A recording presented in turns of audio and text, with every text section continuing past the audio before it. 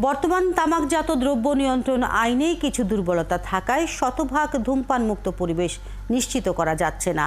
সরকারের চলতি মেয়াদেই তামাক নিয়ন্ত্রণ আইন সংশোধন প্রক্রিয়া চূড়ান্ত করার কথা জানান স্বাস্থ্যমন্ত্রী। তামাক ব্যবহারজনিত মৃত্যু রোধ ও ক্ষয়ক্ষতি কমানোর পাশাপাশি জনস্বাস্থ্য রক্ষায় সংশোধনী আনার কথাও জানান তিনি। আরও জানাচ্ছেন ডলার মেহেদী। জাতীয় ক্যান্সার গবেষণা ইনস্টিটিউট ও হাসপাতাল, এই হাসপাতালের প্রতিটি রোগী কেমোথেরাপি গ্রহণ করছেন, অনেকের রেডিওথেরাপিরও প্রয়োজন পড়ছে।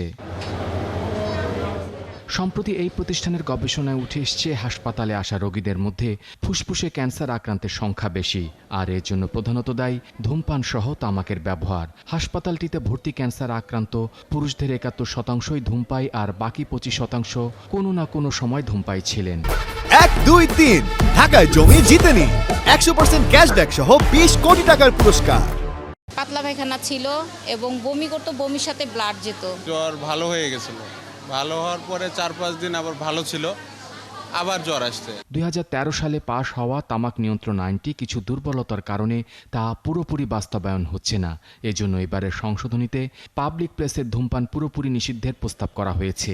তামাকজাত পণ্যের মোড়ক প্রদর্শন ৯০% জুড়ে থাকবে সচিত্র স্বাস্থ্য সতর্ক বার্তা। অন্য কোনো আইনের সাথে এটা সাংঘর্ষিক কিনা বা সংজ্ঞা নিয়ে কোনো সমস্যা আছে কিনা, তারপরে এই আইনটা কি অন্য সকল আইনের উপরে প্রেসিডেন্স পাবে কিনা বা প্রায়োরিটি পাবে কিনা, এই বিষয়গুলো আছে। তো সেটা হচ্ছে একটা টেকনিক্যাল স্টেপ, তবে আমাদের লক্ষ্যটা হচ্ছে যত দ্রুত এটাকে নিয়ে আসা।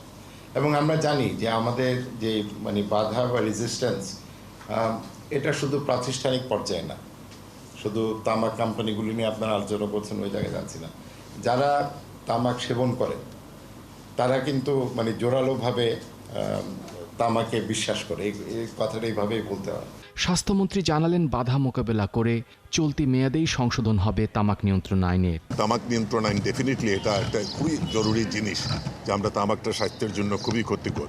এটা চলছে এবং এটা আমি আরও খতিয়ে দেখব এবং এটা যেন সুষ্ঠুভাবে ভবিষ্যতে আরও চলে, সেই ব্যাপারে আমি কাজ করব। ২০১৮ সালের বাংলাদেশে ক্যান্সার সোসাইটি গবেষণা অনুযায়ী তামাকজনিত রোগ, পঙ্গুত্ব ও মৃত্যুজনিত বছরের ক্ষয়ক্ষতির পরিমাণ ৩০,০০০ কোটি টাকারও বেশি।